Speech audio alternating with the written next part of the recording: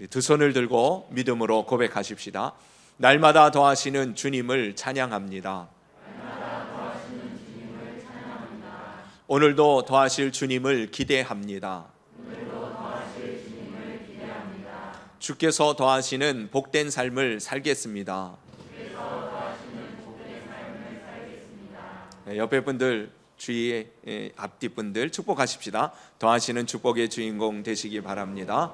더하시는 축복의 주인공 되시기 바랍니다. 여러분, 아멘의 신앙으로 사시기를 바랍니다. 아멘의 신앙으로 살 때 우리는 하나님께 영광을 돌려드리게 되어지는 영광스럽고 복된 삶을 살게 되어집니다. 그러므로 여러분, 아멘의 신앙으로 살아가는 여러분들이 주님이 영광 받으시는 복된 축복의 주인공이 될 줄로 믿습니다. 아멘의 신앙은 다른 말로 표현하면 순종의 신앙이라고 말할 수 있는 것이죠. 아멘이 곧 순종을 말하기 때문에 그렇습니다. 곧 우리가 하나님 앞에 순종하며 살아가는 삶, 그것을 통해서 주님의 뜻이 이루어지는 것이죠. 하나님의 뜻이 이루어지는 곳에 주님의 영광이 나타나게 되어집니다. 하나님께서 영광 받으실 역사가 일어나게 될 것입니다.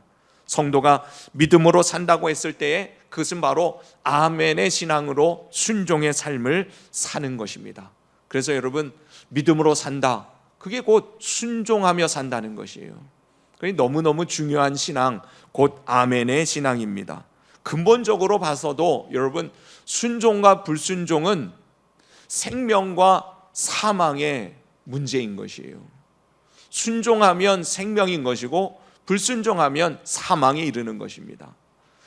아멘의 신앙이라고 하는 것은 순종의 신앙, 이 순종과 불신앙이라고 하는 것은 무슨 문제가 되냐면 또한 축복과 저주의 문제라는 것이에요. 그러니 여러분, 순종하여 생명을 얻을 뿐만 아니라 축복의 삶을 누리는 저와 여러분 꼭 되십시다. 아멘하여서 말이에요. 그래서 사망과 생명의 문제요, 축복과 저주의 문제가 아멘에 달려 있다는 것이에요. 여러분, 아멘 순종할 때에 생명을 얻고 더 풍성히 얻고 하나님 영광을 드러내는 존귀한 인생 될 줄로 믿으시기를 바랍니다. 로마서 5장에 보면 한 사람의 불순종으로 죄가 세상에 들어오고 죄가 들어옴으로 사망이 들어오게 되어졌다 말씀하시지 않습니까? 한 사람이 순종하지 아니함으로, 곧 순종하지 아니함, 불순종함으로 말미암아 많은 사람이 죄인 된 것 같이 한 사람이 순종하심으로 많은 사람이 의인이 되리라 하셨습니다. 곧 첫 사람 아담이 불순종함으로 온 인류가 죄 가운데 머물게 되어진 이 상황 속에서 다시 둘째 아담으로 한 사람으로 오신 예수 그리스도로 말미암아 그 주님의 순종이 많은 사람을 의에 이르도록, 생명에 이르도록, 하나님의 축복의 자리에 이르도록 인도해 주셨다는 것이에요. 순종과 불순종은 생명과 죽음의 문제라는 것을 기억하시기를 바랍니다. 개인의 삶에 있어서도 마찬가지예요. 순종과 불순종은 그 삶을 엄청난 결과, 인생의 다른 열매를 맺게 만드는 것이에요. 사울왕이 이스라엘의 초대 왕으로 선택을 받죠. 특별한 은혜를 받고 하나님의 사랑을 받은 사람이 바로 사울 왕이었습니다. 그래서 이스라엘의 왕이 되어진 이후에, 그가 왕이 되어진 이후에 스스로 자기가 왕이 되기 시작한 것이에요. 그래서 다른 누구의 말도 들리지 않는 것입니다. 여러분, 우리 모든 성도들은 늘 기억해야 할 것이에요. 사울을 향하여 손가락질할 사람이 사실은 아무도 없는 것입니다. 우리가 조금 잘났다고 생각되고 잘 된다고 여겨질 때 여러분, 내가 왕이 된 줄로 생각하고 착각하는 것이 인간의 본성이에요. 그래서 사울 왕도 이제 왕이 되어진 이후에 그에게는 하나님이 왕이 아니라 자기가 왕이 되어져 버려요. 결국은 하나님 앞에서 불순종합니다. 하나님의 말씀이 분명히 있고 주님의 뜻이 있음에도 불구하고 자기가 생각하고 판단한 대로 행동하기 시작하죠. 제사는 누가 드려야 합니까? 제사장 선지자가 드려야 함에도 불구하고 왕인 이 사울 왕이 생각하기를 제사 누가 드리면 어때? 예배 드리면 되는 것이지. 하나님의 분명한 법도와 규례가 있음에도 불구하고 자기 생각대로 제사를 드립니다. 특별히 전쟁 앞에서 드리는 이 제사는 아주 시급한 상황 가운데 드리는 제사였기 때문에 이 군사들, 백성들의 마음이 흩어지고 이 사기가 떨어져서 백성들이 집으로 돌아가 버린 그 전쟁터를 벗어나는 일들을 방지하기 위하여 조급한 마음에 이 사울 왕은 자기가 하나님 앞에 제사를 드립니다. 이 일로 인하여서 사무엘이 와서 책망하기를 뭐라고 말합니까? 순종하는 것이 제사를 드리는 것보다 낫고 듣는 것이 순양의 기름보다 나으니라 라고 말씀하시죠. 여러분, 우리가 하나님 앞에 예배 드리는 것은 목숨과도 바꿀 수 없는 너무 소중한 일입니다. 중요한 일이고 귀한 일이에요. 그러나 예배보다 더 중요한 것이 있으니 예배를 드리는 마음인 것입니다. 여러분, 하나님 앞에 예배의 자리에 앉아 있다고 안심하시지 마시기를 바랍니다. 주님은 우리의 마음을 보시는 거예요. 순종의 제사를 드리는 사람, 그 제사를 하나님께서 기뻐 받으시고 그와 함께 해주시고 은혜와 역사를 나타내 주시는 것이죠. 순종하지 않는 삶의 모습을 가지고 예배를 드린다. 여러분, 주님께서 말씀하시는 거예요. 순종이 제사보다 낫다. 순양의 기름보다 너희가 내 말 듣는 것이 더 좋다. 그것이 더 낫다라고 주님이 말씀하신다는 것이에요. 예배 드리면 뭔가 안 풀리는 일도 잘 될 것 같고, 예배 드리면 원하는 것들이 이루어지는 소원 성취의 과정이 될 것처럼 여긴다면 그것은 하나님을 잘못 믿는 것이에요. 여러분, 하나님 앞에 예배 드리는 것조차 그것이 순종인 것입니다. 순종의 마음을 가지고 주님이 내게 뭐라고 말씀하시든 내가 따르겠나이다 하는 그 마음 속에 하나님이 함께 하시고 은혜를 베풀어 주시는 것이죠. 그러므로 여러분, 이 순종하지 아니한 이 사울은 결국 어떻게 됩니까? 하나님 앞에 버림을 받게 되어지죠. 결국은 폐위당하고 그의 말로가 어떻게 되어져요? 참으로 안타깝고 불쌍하고 부끄러운 모습으로 그의 인생을 마감하게 되어지지 않습니까? 개인의 삶도 순종과 불순종에 따라 전혀 다른 인생이 된다는 사실을 기억하십시다. 또한 여러분, 불순종하는 사람은 주변의 사람도 고난 가운데 이르게 만들 수도 있다는 것을 우리는 경각심을 가져야 할 것입니다. 나 한 사람의 문제가 아니라는 것이에요. 내가 불순종함으로 나와 함께하는 사람이 어려움을 당할 수도 있다는 것입니다. 하나님께서 요나 선지자를 불러서 그에게 말씀하십니다. 니느웨 성에 가서 회개의 복음을 전하라고. 그런데 이 요나가 스스로 생각하기를 그 땅에 가고 싶은 생각이 없는 거예요. 지금으로 말하면 한국 사람들이 제일 싫어하는 나라가 있잖아요. 일본이라고 하는 나라. 왜요? 옛날에 우리나라를 침략하고 얼마나 괴롭히고 힘들게 만들었습니까? 그것을 생각하면 일본이라는 나라에 대한 감정이 민족적으로 좋을 수가 없는 것이죠. 그런데요, 이 아수르라고 하는 나라가 바로 그랬어요. 니느웨는 아수르의 수도입니다. 이 유다 이스라엘 민족을 늘 괴롭히는 이 아수르 그 수도에 가서 하나님의 멸망이 아니라 구원의 메시지를 전하라는 것이에요. 인간적으로 생각하면 그 나라가 심판받고 멸망당했으면 좋겠는데 하나님은 그 나라에 가서 그 나라가 회개할 수 있도록 복음을, 하나님의 뜻을 전하라는 것입니다. 이 요나가 무슨 생각이 들었냐면 가기 싫으니까 때마침 니느웨로 가는 배가 아니라 다시스로 가는 배를 집어탑니다. 냉큼 올라타죠.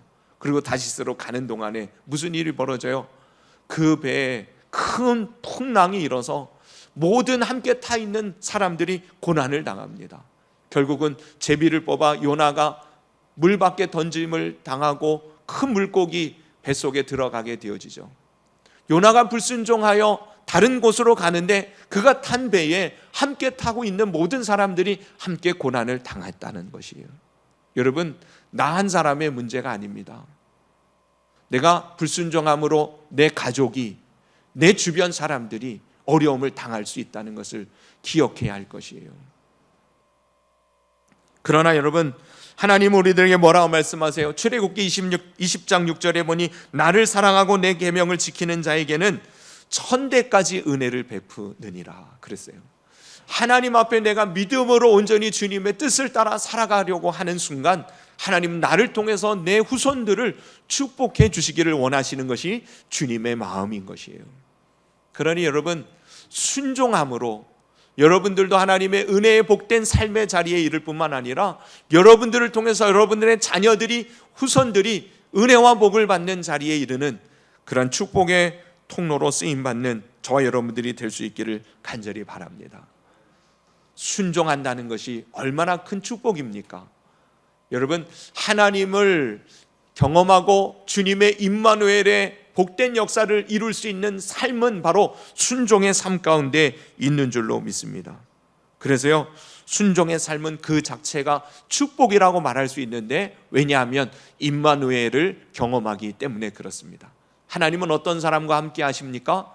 주님 말씀을 따라 살아가는 사람, 주님의 말씀을 의지하는 사람, 그 말씀대로 순종함으로 나아가는 그 발걸음 가운데 주님이 동행해 주시는 것이죠. 요한복음 14장에 보면 예수께서 대답하여 이르시되 사람이 나를 사랑하면 내 말을 지키리니 내 아버지께서 그를 사랑하실 것이요 우리가 그에게 가서 거처를 그와 함께 하리라. 우리가 그에게 가서 거처를 그로 삼겠다는 거예요. 여기서 우리는 누구예요? 주님이 우리라고 하니 성부, 성자, 성령 하나님을 말하는 것이에요. 하나님께서 그를 그의 거처로 삼아 주시겠다. 그의 삶 가운데 그와 동행해 주시겠다, 약속해 주시는 것입니다. 여러분, 순종의 삶은 임마누엘의 축복을 경험합니다. 그래서 하나님의 기적의 역사를 맛보게 되어지는 것이죠. 주님이 우리들에게 무엇을 말씀하시든지 그대로 행하면 주님이 어떠한 분이신지를 내가 알고 주변 사람들에게 알리게 되어지는 것이에요. 예수님의 첫 번째 표적 기적은 바로 가나 혼인잔치에서 물을 포도주로 만드신 사건으로 시작되어지죠. 여러분, 포도주가 떨어졌어요. 혼인잔치에서 가장 중요한 이 포도주가 떨어진 것으로 인하여 마리아, 예수님의 어머니 마리아가 그 예수님 앞에 부탁을 하면서 하인들을 예수님께 보냅니다. 그러면서 뭐라 그러죠? 그가 무슨 말씀을 하시든지 그대로 하라 라고 신신당부를 해서 예수님 앞에 그 하인들을 보내죠.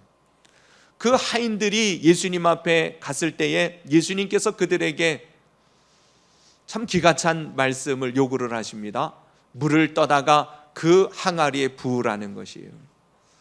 물을 떠다가 항아리에 부으라. 이 물을 떠다가 항아리에 부으라, 그 말을 처음 들었을 때에 그래, 마리아가 이야기한 대로 무슨 말씀을 하시든지 그대로 하자.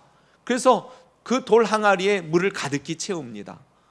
그런데 예수님이 바로 이어서 하시는 말씀이 떠다 줘라 그래요. 물을 떠다 주라는 말이잖아요. 언뜻 생각할 때에 이거 물을 떠다 주면 이 혼인 잔치를 주관하는 사람에게 욕이나 먹고 책망이나 들을 일인데 싶으면 물을 떠다 줄 수 있겠어요? 근데 마리아가 한 얘기대로 그대로 행하기 시작합니다. 물을 떠다 주니 그 주전자에서 따르는 물이 뭐가 나오는 것이에요? 물이 아니라 포도주가 나오는데 그것도 극상품 포도주가 나오는 것이에요. 여러분, 이해되어지지 않는 것 같고 이루어지지 않을 것 같아도 하나님 말씀하시면 그대로 행하는 순종의 모습을 보일 때 하나님 영광을 보게 되어집니다. 여러분, 주님이 내게 무엇을 말씀하시든지 그대로 순종함으로 하나님이 과연 나의 구주이시고 나의 삶의 진정한 축복자이시고 내 삶을 변화시키시는 능력자이심을 경험하며 찬송하며 살아가는 저와 여러분들이 될 수 있기를 간절히 바랍니다. 예수님이 지나가시는데 10명의 문둥병자들이 멀리 서서 예수님을 이름을 부릅니다. 우리를 불쌍히 여겨달라고 외치죠. 그때 예수님께서 그들에게 하시는 말씀이 뭐예요? 일리 와라. 그리고 그들의 상처에 이 손을 얹고 기도해 주시는 것이 아니라 너희 몸을 가서 제사장에게 보이라, 이렇게 명령을 해요. 원래 문둥병이 걸렸던 사람들은 나음을 얻어서 이제 정결하게 되어졌다, 부정함이 다 떠나갔다라는 사실을 확증해 주는 것은 바로 제사장이 그 상황을, 그 상태를 확인해 줌으로 말미암아 부정한 병에서 완전히 깨끗함을 받았다는 것을 인정받게 되어져요. 그런데요, 예수님께서 말씀하시기를 제사장에 가서 내 몸을 보이라. 여러분, 병이 낫지도 않은 문둥병자가 함부로 제사장 앞에 나갔다가는 무슨 일이 벌어지냐면 부정한 사람으로서 돌에 맞아 죽는 것이죠. 그런데 이 10명의 문둥병자들이 예수님의 말씀을 듣고 그대로 제사장을 향하여 걸어가기 시작합니다. 놀라운 일이 벌어지죠. 그들이 가는 동안에 자신들의 몸이 나은 줄을 알았다. 가는 동안에 나은 줄을 알았다. 여러분, 많은 경우에 우리가 신앙생활 하면서 주님의 말씀은 듣지만 행함이 없음으로 말미암아 주님의 영광의 역사가 드러나지 않는 모습들을 보아요. 말씀을 듣고 이해하는 것으로 주님의 역사가 일어나지 않습니다. 주님의 말씀을 따라 그대로 행하기 시작할 때, 아멘으로 순종의 발걸음을 옮길 때 주님의 역사가 내게 드러나기 시작한다는 것을 기억하시기를 바랍니다. 그래서요, 순종의 신앙, 아멘의 삶을 통해서 우리는 주님의 기적의 역사를 보게 될 것이고 주님을 증거하는 삶을 살게 되어지는 것입니다. 올해 우리에게 주신 말씀, 야곱에게 하나님께서 허락하신 말씀이죠. 그가 죽음과 멸망의 자리에 있을 때 일어나 베델로 올라가서 제단을 쌓으라 하시는 이 말씀 앞에 결국 야곱은 구원을 얻고 회복을 얻고 축복의 자리에 이르게 되어집니다. 이유는 뭐예요? 야곱이 아멘 했거든요. 일어나 베델로 올라가자, 제단을 쌓으리라, 이렇게 고백하며 일어나 온 가족들과 함께 이전의 삶의 자리에 모습들을 다 내려놓고 주님 말씀을 따라 베델로 올라가 예배를 드리니 하나님이 그를 축복해 주시는 것 아닙니까? 야곱의 축복은 결국 가만히 보면 순종으로 얻게 되어진 사실이라는 것을 여러분 잊지 마시기를 바랍니다. 베드로도 마찬가지죠. 밤이 맞도록 수고하였지만 얻은 소득이 없었습니다. 그러나 주님 말씀하셨을 때 깊은 데로 가서 그물을 내리라. 주님께 향하여 베드로가 말합니다. 말씀에 의지하여 내가 그물을 내리리이다. 말씀에 의지하여 내가 그물을 내리리이다. 순종하는 그 순간 배에 그물이 찢어질 만큼 많은 물고기를 잡게 되어지고 예수님을 따르는 제자의 영광스러운 삶을 얻게 되어지는 것입니다. 여러분, 주님이 내게 무엇라고 말씀하시든 순종하며 살아가는 생명을 얻고 풍성히 얻으며 하나님의 영광과 축복의 역사를 이루어가는 우리 모든 성도들 되시기를 주님의 이름으로 축원합니다. 근데 순종이 쉬워요, 어려워요? 순종이 쉽습니까, 어렵습니까? 순종이 어려운 이유는 주님을 전적으로 신뢰하지 못하기 때문에 그렇습니다. 당장 내 생각이 먼저고 내가 경험한 삶의 그 체험들이 하나님의 말씀 앞에서 머뭇거리게 만드는 것이죠. 또한 내 육체의 정욕이, 내 욕심이 하나님의 말씀을 가리웁니다. 교만함이 그 뿌리인 것이에요. 여러분, 내 생각보다 하나님의 생각이 언제나 옳은 줄로 믿으시기를 바랍니다. 하나님은 언제나 선하고 신실하시고 전능하신 분으로서 내게 가장 좋은 것을 말씀하시고 요구하신다는 사실을 믿으시기를 바랍니다. 여러분, 성경은 진리예요.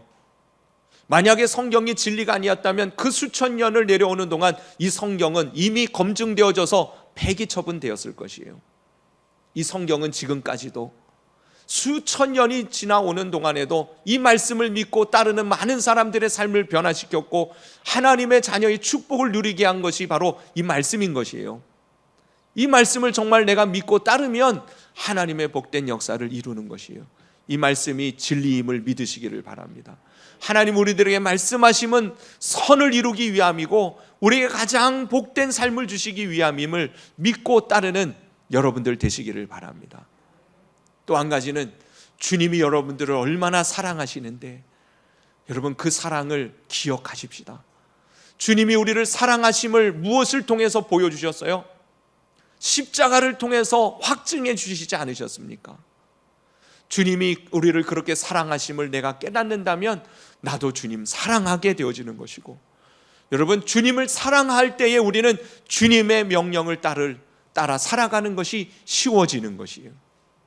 아까 말씀드렸던 요한복음 14장에 보면 사람이 나를 사랑하면 내 말을 지키리니 그랬어요. 정말 주님을 사랑한다면 그 말을 지키는 것이죠. 여러분 주님을 사랑하시기를 바랍니다. 목숨을 다하고 마음을 다하고 뜻을 다하고 힘을 다하고 여러분 전 존재를 다하여 주님을 사랑하는 것이 주님의 뜻이요, 그 주님을 사랑하는 사람은 하나님의 뜻을 이루며 그 명령을 준행하게 되어지는 것이에요. 주님이 우리를 사랑하셨은즉 우리도 주님을 사랑하는 것이 마땅한 것이고, 주님을 사랑하는 사람은 주님의 말씀이 귀에 들리는 것이에요. 그리고 그 뜻을 이루어 드리는 것이 나의 기쁨이 되어지는 것입니다.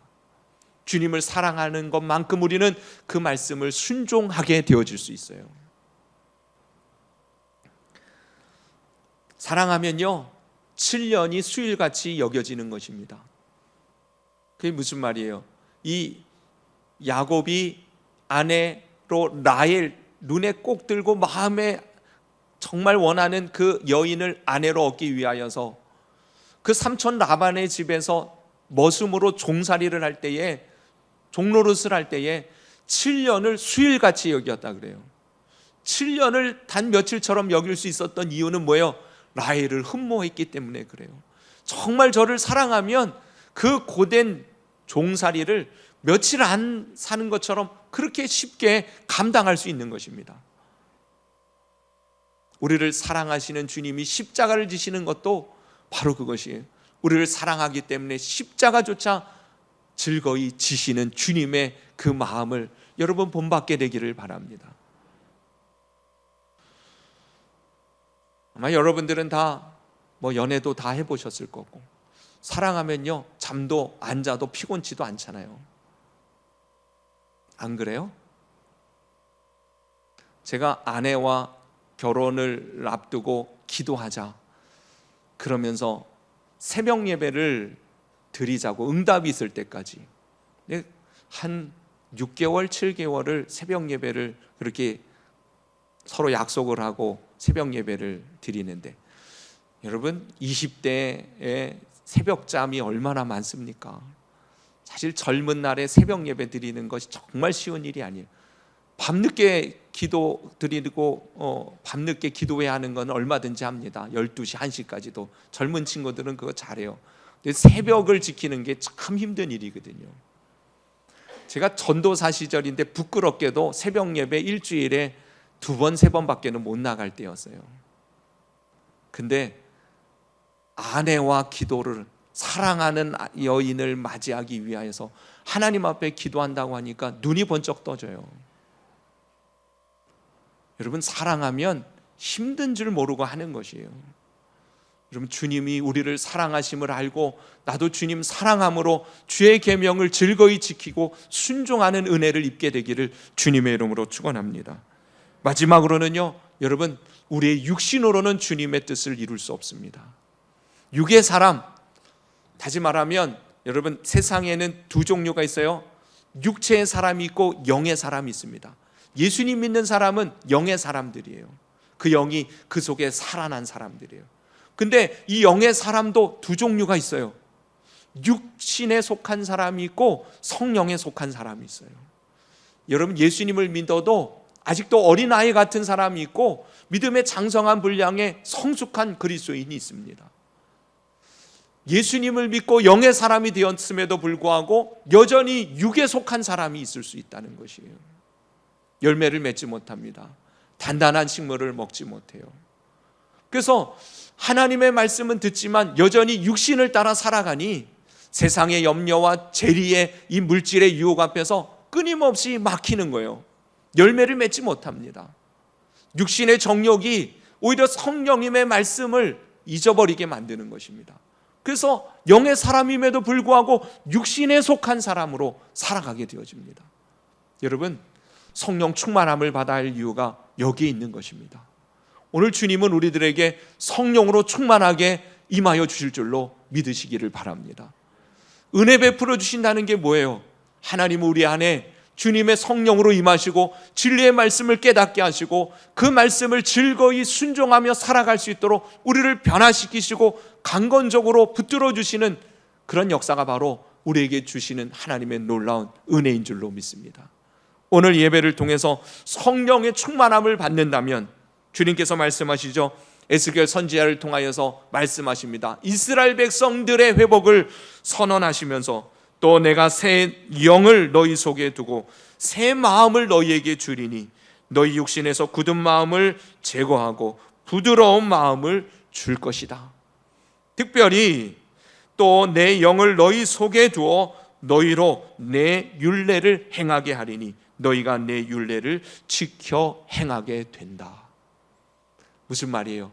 성령님이 임하실 때에 그 성령님이 우리의 마음과 생각을 바꾸시고 주님이 우리를 주장하실 때 주님의 율례를 지켜 행하게 해 주신다.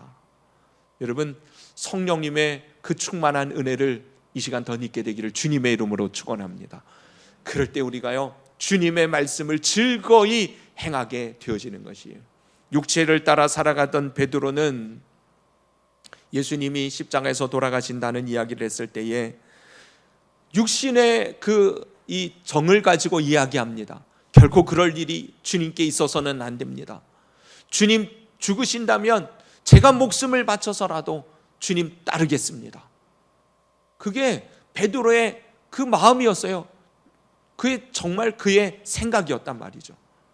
그러나 그가 육체의 생각에 머물러 있었을 때에는 어린 계집아이가 이 베드로도 예수님과 같이 예수님의 제자라고 쫓아다니는 사람이었다고 그렇게 고발하니까 이 베드로가 그 주변 사람들의 이 시선을 의식하면서 뭐라고 말해요? 나는 그를 모른다 부인하잖아요.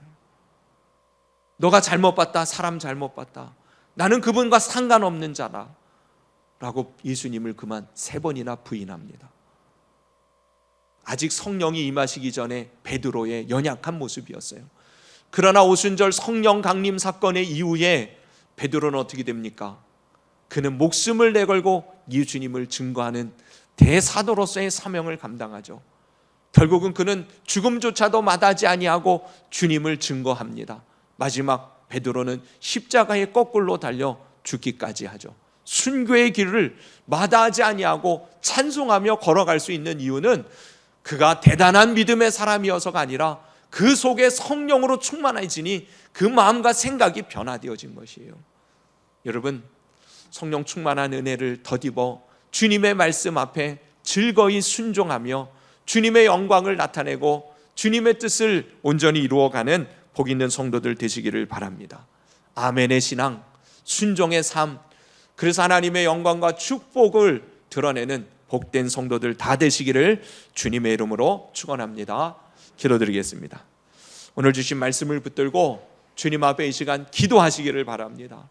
하나님, 이제 오늘부로 나의 삶이 아멘의 삶이 되기를 원합니다.